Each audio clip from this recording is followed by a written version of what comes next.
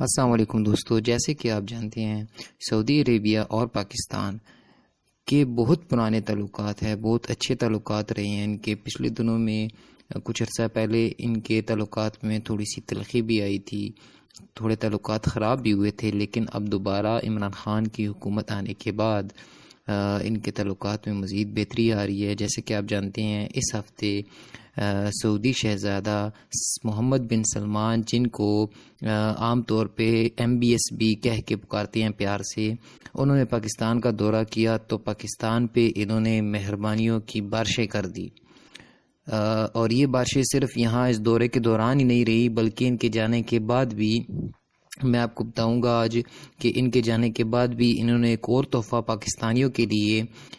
دیا ہے، جس کے مطابق اگر اب 19/2/2019 کو انہوں نے سعودی گورنمنٹ نے ایک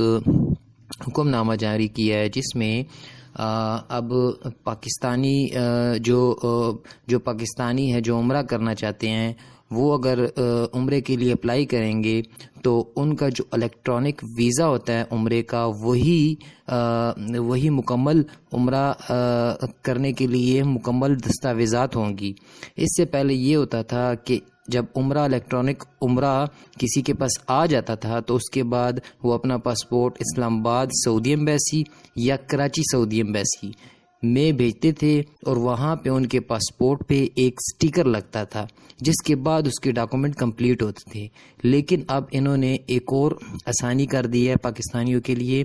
کہ اب پاسپورٹ کو اسلام آباد یا کراچی سعودی ایمبیسی بھیجنے کی ضرورت نہیں پڑے گی۔ تو اس طرح ظاہری بات ہے ایک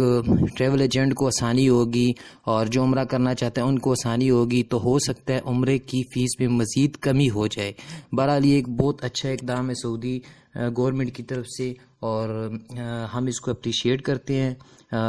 امید ہے آگے بھی پاکستان اور سعودی عربیہ کے تعلقات مزید بہتر ہوں گے۔ شکریہ سعودی عربیہ۔